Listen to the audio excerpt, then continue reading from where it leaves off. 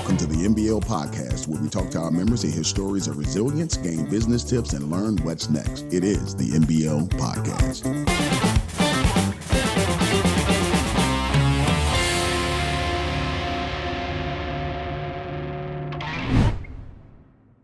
Well, good day. This is yours truly, Micah White, the Director of Business Development for the Metropolitan Business League, and we are here with the MBL podcast. Today is going to be episode uno. Now, what is the MBL podcast? A lot is where we learn stories of resilience, learn business tips, and also find out what our members are going to be doing next so that you can support them and they can also support you. Our first member today is none other than the owner of Very Ashley here in Stony Point Mall in Richmond, Virginia. Ladies and gentlemen, Miss Ashley Jefferson from Very Ashley. How are you? Oh, fine. How are you? I'm good. That's what's up. I get to sit in this immaculate situation that you got going on in Stony Point.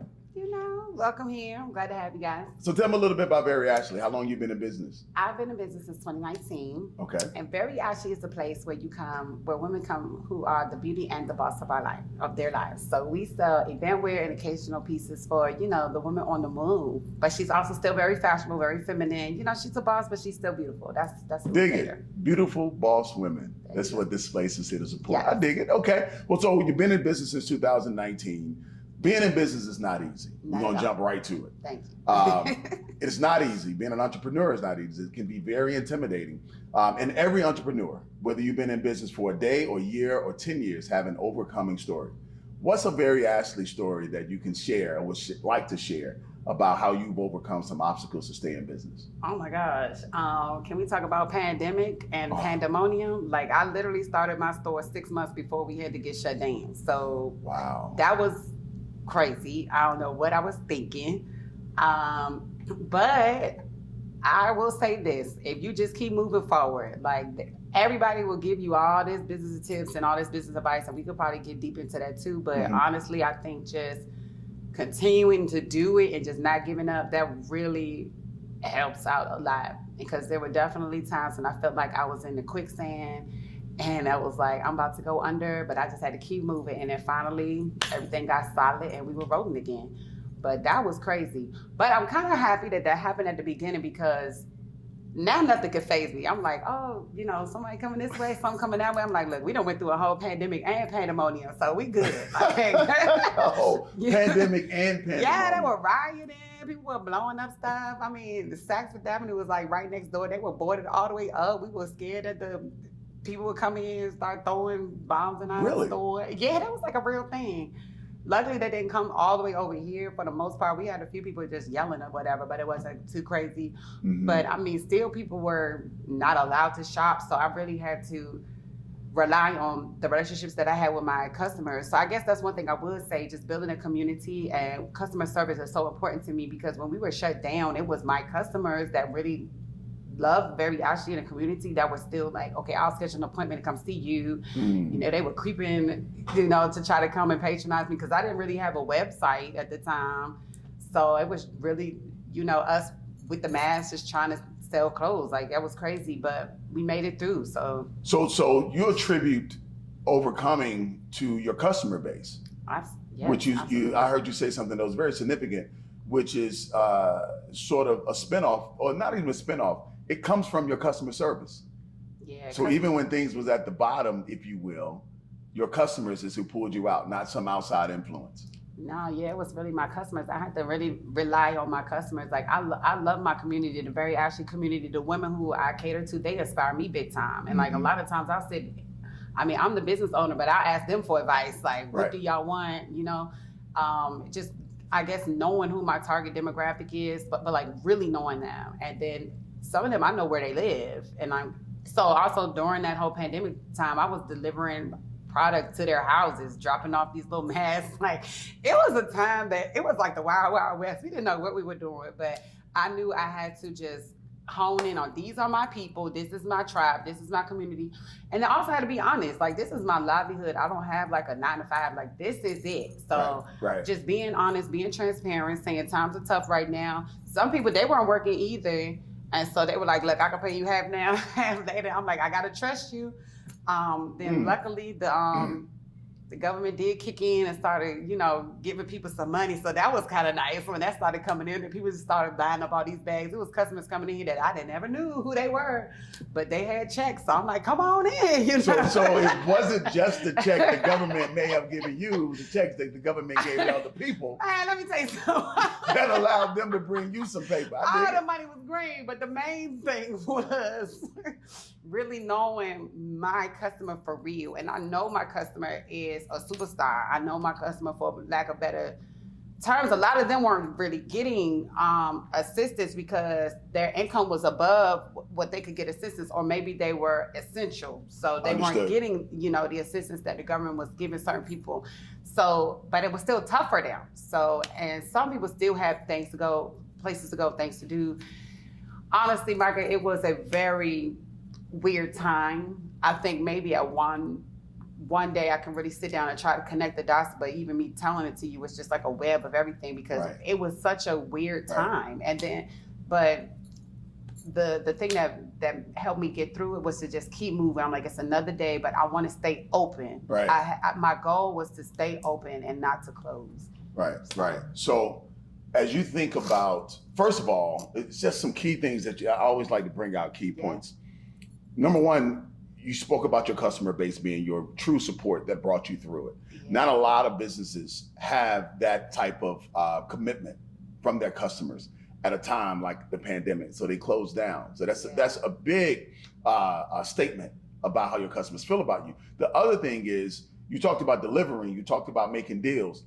The ability to pivot and do what you need to do today in entrepreneurship is not a skill everybody has.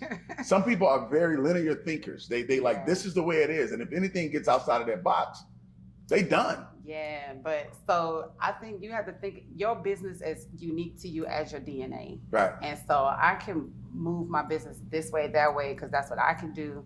But I would say I'm not a parent, I don't have children, but I think of this as my child. And so during the pandemic, my child was sick, it was suffering.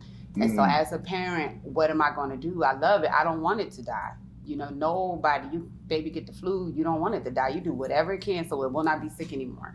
And so that's what I was doing whatever I could as a parent to keep my child alive.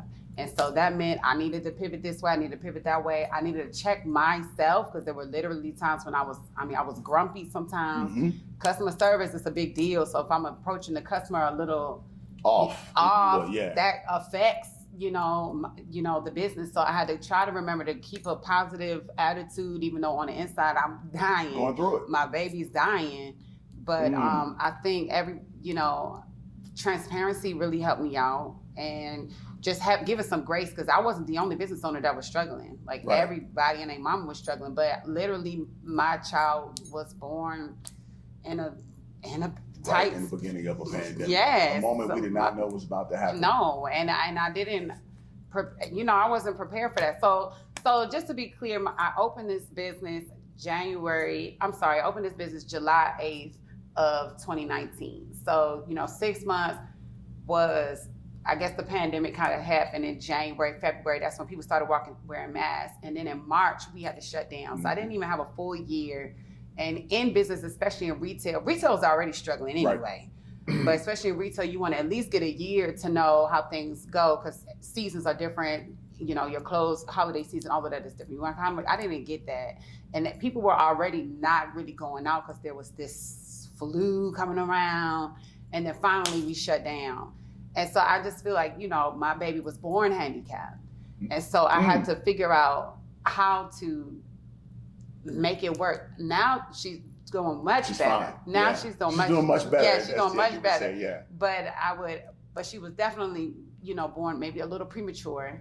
And so there were a lot of things that I had to do to try to get her to live. But I always keep in the mind is I want her to live. I want this business to live. I do not want it to die. So whatever pivot I had to move, if I had to deliver clothes to a customer, I was going to deliver. We was burning the gas. We was doing what we had to do. I love that analogy. This is your child. Yeah. And I think if you look at something like that, but that also is a testament of how you feel about your business. A lot of people get into entrepreneurship trying to be very transactional, and they're really not emotionally connected to what they're doing. Yeah. What you just said is a catalyst to being connected to what you're doing, not just doing it because you feel like you can make a couple of dollars at it. Right. Though that's the outcome that you're out to have, it means more to you than that. Yeah. Let's move into a business tip. Okay. All right. Okay. So you've been in business since 2019. You've gone through a pandemic and pandemonium, as you would say. What have you learned that could be a secret that may not be general knowledge, owning a boutique, that you can share with someone else that maybe has a boutique, or maybe some young person that's like, I may want to be like her one day? What's a business tip that we can take with? You really do need to know all areas of your business, and you have to, just going back to a business being a breathing thing, being a human being, where is it struggling, where is it suffering, and that's where you need to focus your attention. Something I will say is get an accountant is really good thing to do. So let's start there. Get somebody to count your money for you that you can trust, that can really sit down there with you. So number one, I would suggest that. And number two, get help. It is hard to do this. So just let's bring it back to having a parent.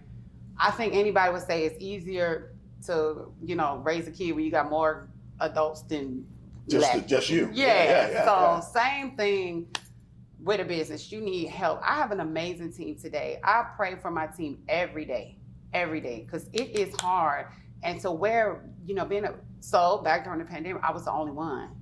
And that was hard. And so then there were times, I hate to even admit this, but there were literally times when I forgot to wash, because I'm like, I'm waking up in the morning, I gotta process orders, then I gotta run the store, then I gotta be my own accountant, then I gotta, it's just a lot. Do your own marketing, do your own marketing, inventory. Do the inventory, Lord have mercy. Then you gotta be the custodian. It's like, and then finally when you see a bed, there were days when I never even saw a bed. It was either the sofa or I would sleep right here in the store.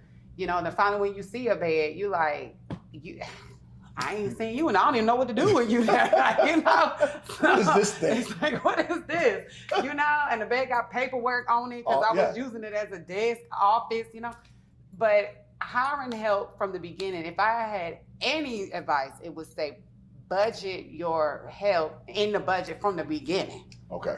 So that's good. Yeah, so it's like, okay, I know I need inventory. just put that in the beginning, even if it's just one other person. My first person will probably be, if you can count, I cannot count. Mm-hmm. So I needed an accountant. Luckily, at that time, I had an accountant who was my homie. He was working for free. Thank God for that. Yeah. But other than that, pro bono help is always good to get right in entrepreneurship. Then second of all, somebody to kind of help you where you are weak. Where your weakness is, that's where you need to hire help, and put that in your budget in the beginning. Mm-hmm. Another thing I would suggest is to be very, very transparent and just say, this is where I'm good at. This is not where I'm good at. And if you are a kind person, you're a nice person, people do tend to kind of fall in and align yourself with people. So there are, I'm also not very good at marketing. Okay, well, there's young kids out there who just starting their marketing careers. If I'm transparent and not trying to be all low, I got it going on, I'm all of this, just saying, look, I'm struggling. Okay, well, these kids from over here, they really just trying to start their marketing thing.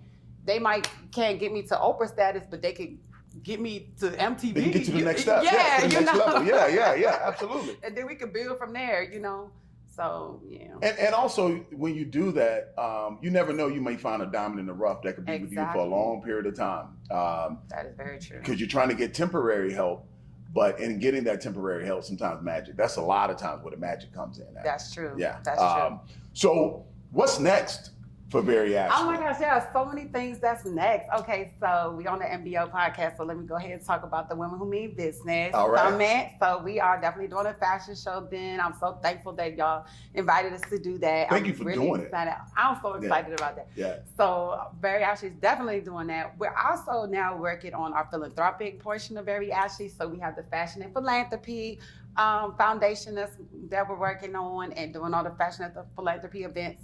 And so this year we have adopted the Metropolitan Business League Youth Entrepreneurship Program. We are so appreciative. Those young ladies and men are appreciative. Really, I'm so excited to be doing it. So I'm a teacher. I taught high school for 2 years, and I love teaching. So now I can teach fashion to kids who appreciate it. They won't be mad that I'm teaching them. They actually want to learn. They want, yeah. So that would be really exciting, and I'm just excited for everything that Very Ashley has to coming in the future. So as we think about entrepreneurship, some people get inspired by certain things to get into a certain type of business. Okay. What happened? Like, was this something that was always on your heart, or was it a moment that something happened that you was like, I have to do this? Yeah. So I feel like entrepreneurs are born. Okay, Right. So I was definitely one of those. I could never really keep a job. When I went to college, I was modeling, so that kind of got me into the fashion thing. But I was definitely back in high school the girl that was selling candy to the other students. I used to make brownies and sell those to the other students. And even when the brownies, I remember one time I had burnt the brownies. Don't tell me you still tried to sell them. Yes, I did. And I said, these are milk brownies. They are for you. It was so ridiculous. But I was like, these are milk brownies. They are meant to be dunked in your milk. And I sold them. Oh, and this little boy was like, these brownies burnt. And I said, I said, you don't know class. I don't know why I told that boy that he don't know high class. I said, you don't know high class. These are milk brownies from Paris. And you dunk them in your milk, which moistens them up. And that's how you, so I was selling, honey. And I sold all them milk brownies to everybody in the cafeteria. Yeah, right. But I never burnt the brownies again because that was a hard sale. So entrepreneurs are made. We are born. We are not made. We are born. But when I went to New York, I started modeling. I had hopes of being Naomi Campbell. That did not work out. Understood. I also had hopes of being a singer. I wanted to be Beyonce, but that didn't work out for me either. So I said, let me just be an entrepreneur. And along that lines, I started teaching, and I really liked that. And the kids love my fashion sense, and I already had the modeling thing. I was also, let me say this really quickly, I was also a journalist. So I went to school for communications, but I did a lot of writing. And I've written for a lot of people like Marie Claire and BC Washington. Like I did a lot of writing. Mm-hmm. So I had a blog called ashleygaga.com. And with that blog, I was connecting with a lot of the brands that wouldn't hire me as a model, but they would hire me as a journalist and as a blogger. Okay. And they were paying me well enough to pay my mortgage. Oh, wow. And so I got this hair company, hair extensions. So I have a wig on right now, but I was wearing a wig, and this company sent me hair to review.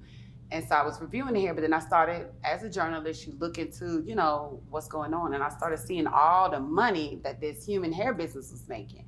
And I was like, hold up. So now my entrepreneur, I'm like, that, right. Y'all paying me this little money to write this article. Y'all over here making billions of dollars. I need to do that. So I started a hair business. And that's kind of how all of this started. Moved to Richmond. I wanted to start my hair business in DC because I'm from Washington, DC. Okay. And my accountant then was like, you cannot afford a mortgage and your car payment and start a business. Like, that's just not gonna work. And so I was like, all right, well, I'm gonna work for another hair business and steal all their ideas, so I know what to do. And I You didn't steal them. You learned all of that. I learned. They found out. They fired me.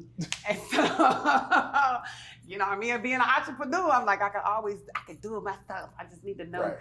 Right. So anyway, my cousin said, well, you could come down to Richmond, go to Richmond. I have family here. They're like, start your business there. And so, because there really is a fire in you. When you were born to do something, or when something is God ordained on you, you got to do it. Nothing can stop you. Nothing you can can't stop even stop you. No, I could not sleep well at night. Yep. I'm like, I got to do this. Right. And so that's kind of how I got down to Richmond. So I got here in 2015, 2016, went to India and started sourcing the hair myself. So I went to all the places that I researched and found out about. Opened a store down here, grand closed in 6 months. It was terrible. But I had to self-correct, and I had to learn, you really do have to have a plan. You do have to have a capability statement. You do have to have all these things that the MBL really teaches you what you need to know. At that time, I didn't know that. Foundational stuff. But you need all the foundational stuff. I didn't have any of that. I just had free will. And the one thing that I do know is to just keep moving forward. Like, you cannot stop. And, I said it before, I just feel like I was in this quicksand. It's like, if I just keep moving, I will not drown. And for whatever reason, maybe I was too dumb. I don't know. I just kept moving. I'm like, I'm going to succeed. So I ended up bartending at this restaurant here in Richmond called the Croaker Spot. Yeah. And I mean, I was caking. I was making money enough to pay all the bills, enough to buy a new car, just do everything I needed to do. But I never forgot that vision. And I met so many people there. And that's where I met the accountant who helped me out for free when I wanted to start this business. That's how I met a gentleman who owned a magazine, and I started writing for them. And then fast forward in 2019, I ended up purchasing a magazine from them. And now that is VA Style, which y'all will see the next copy coming out at the Women Who Means Business Summit. Awesome. And then after all of that, I ended up opening Very Ashley. So we do sell human hair here in Very Ashley. Okay. But this place is beautiful. I'm like, let's bring the clothes into it. Let's bring the fashion back in here. And let's bring the hair and everything here too. But that's kind of how it started. And then now I'm in a space where my spirit is resting, because I'm doing what I'm supposed to be doing. Like, this is what I'm supposed to do. So it started with the hair. Yeah. And then you ended up getting clothes and purses and earrings to accessorize with the hair. Yes. But the hair is where it started. Yes, absolutely. And then getting to the clothes, obviously I love the clothes, but we have something called the Designer Exclusive Program. So I partner with local designers from here in Richmond who are phenomenal in what they do.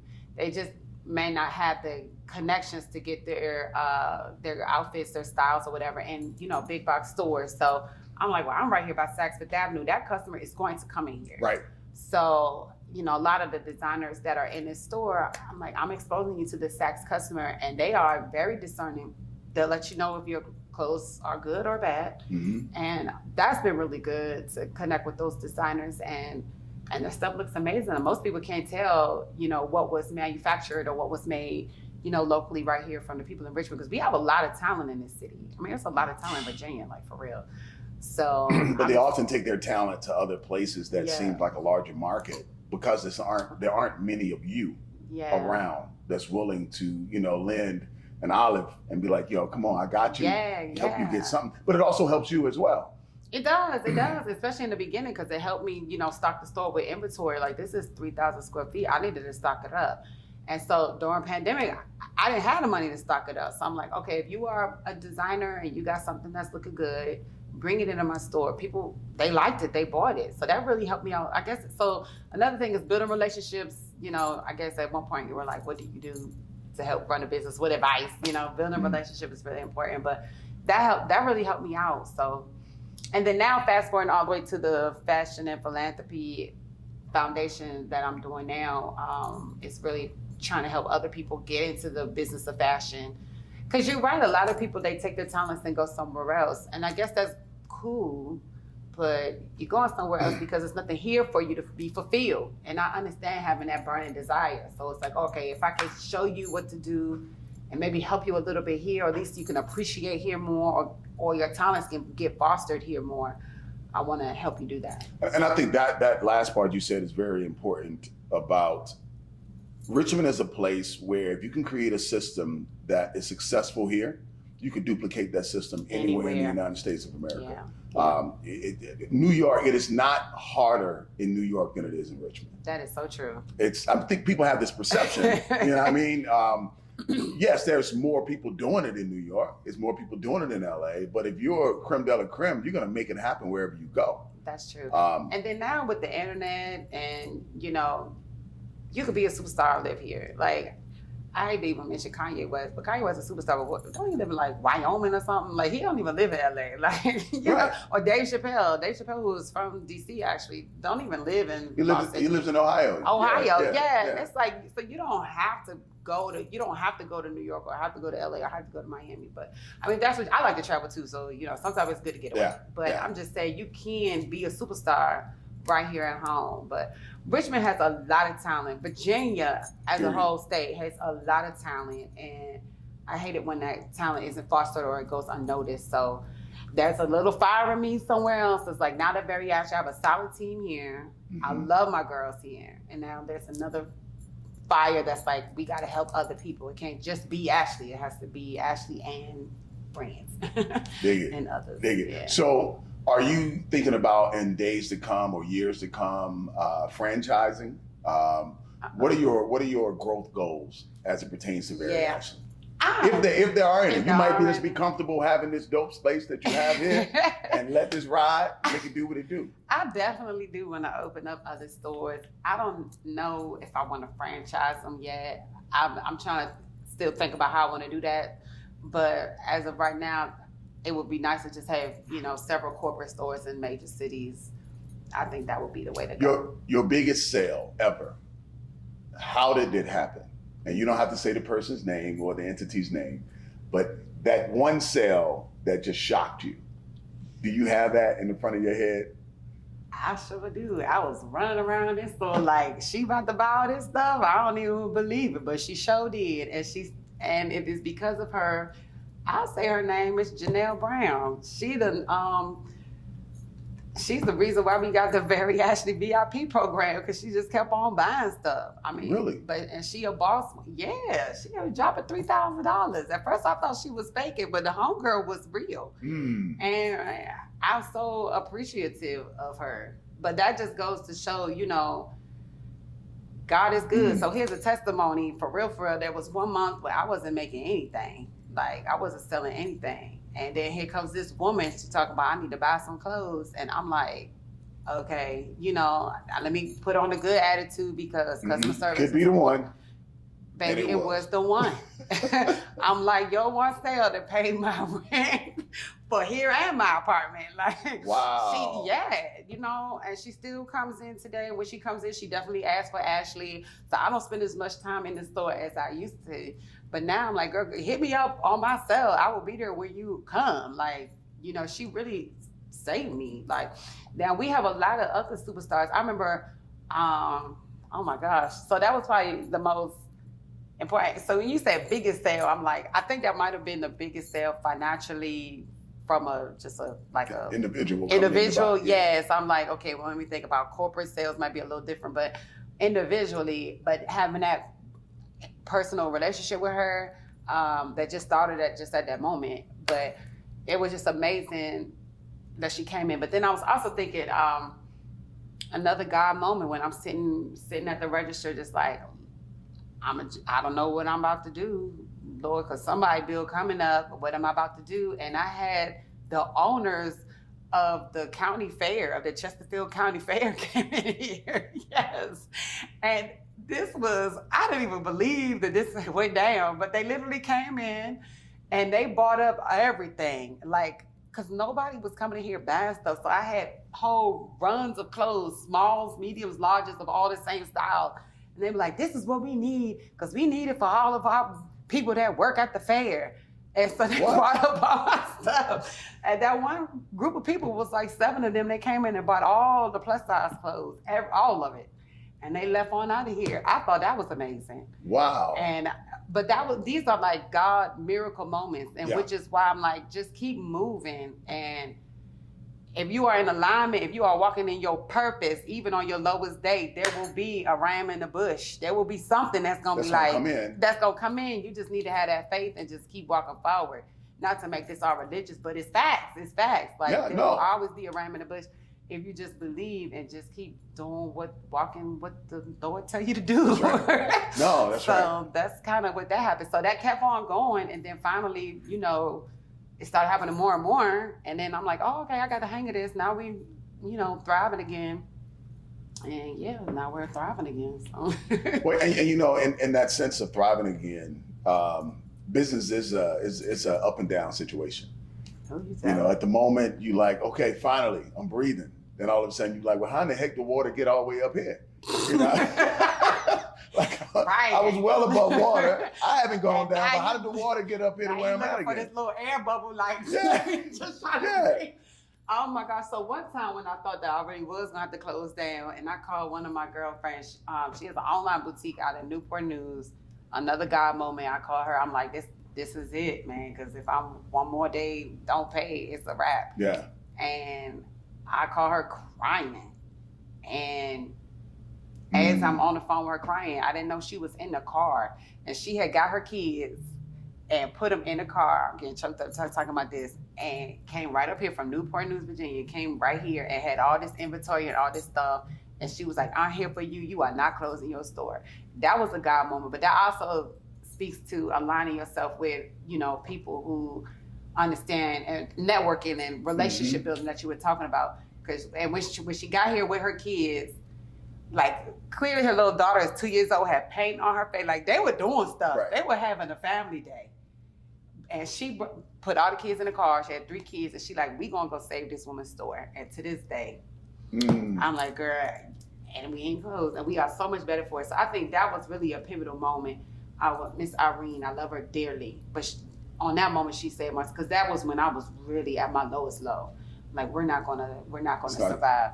You had come almost to grips with the next day was going to be a different day. I want to be very Ashley. Yeah, it was about to be. I had already spoke to an attorney about how to get out of here, and what would I lose? Like I had went down that path because I was like, this is about to be, and I really was like, Lord, I'm doing everything. I'll tell you one thing. I wasn't all crazy, but I sure got closer to him during that time. When he do it? Oh, we got to wait to let you know. It's real. You better pay attention. I was like, listen, Father God, it's going down. But that goes back to the point we were just saying, because sometimes when things are going so great, we think it's us. Yeah. We think that we have arrived at, because other people that we see in business, in most cases, even with us, we only see their best days. Yes. So we think that we can get to that. We don't know that that's just a moment. Yeah, I always be wondering that, like, people like, oh, Ashley, you doing it. I'm like, I might be doing it today on Monday. But tomorrow could change. But you was no, heck with that. I'm doing it Monday morning, but you don't know what's going to happen at 2:30. Right. Things can change at 2:30. And then it's crazy. It's like, you should have been here just yesterday. It's like, so that's something that always, speaking to that, don't just look at this little sliver of time and think that everything is all hunky-dory. Like, It's a lot of work. And it's a lot of effort that you have to go. And it's a lot of blood, sweat, and tears. And like, for real, But to that person that is trying to be that entrepreneur, if you just think that's going to happen overnight, that don't really happen. It could take 10 years for an overnight success. And then for those people who who it does happen overnight, and it's something that hopefully I can explain.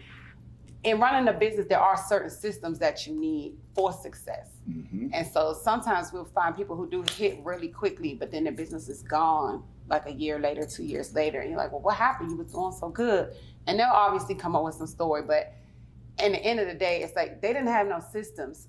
They just hit real quick and then it's done. It's no different than a professional athlete that get all that money in the beginning but had no financial systems to set them up. And then all of a sudden you're like, how are you broke? Yeah. So exactly. So with that being said, another tip I would say with building relationships, having help, you need to build systems, because it's through your systems that you understand what is and what is not working. Right. And so I could look, I said, okay, well, this is a bottleneck in my system, which at one point was my HR. Why aren't we making sales? Because we don't have good salespeople in the store. So I can fix that. And now that that's popping off, as okay, why else aren't we making sales? Because we know once they get in the store, they're going to convert. So what's the problem now? Okay, marketing, let's get them in the store. Mm-hmm. And so now we're working on that. So when you see those systems, and then once your system is really running good, like a well-oiled machine, now we could duplicate it. And we can say, okay, now let's open another store in this location, that location, because we're working, but we can only do that when we have the systems in place.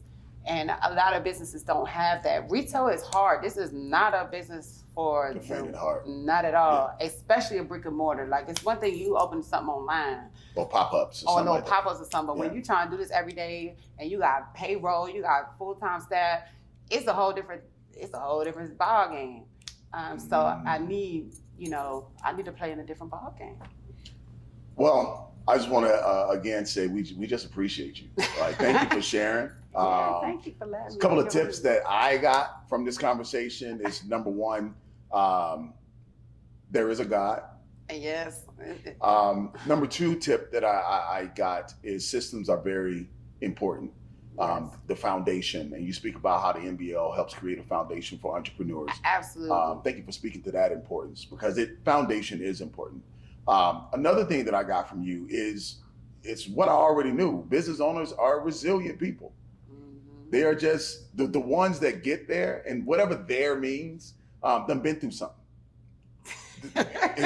It's not a skip down the street and all of a sudden you're just picking up money. No, it's a hustle and a bustle.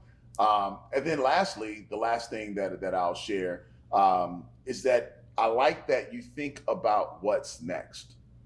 You talk about the magazine. Yeah. You're talking about the fashion stuff. Yeah. You're talking about possibly even franchises, but maybe even duplicating the very Ashley idea.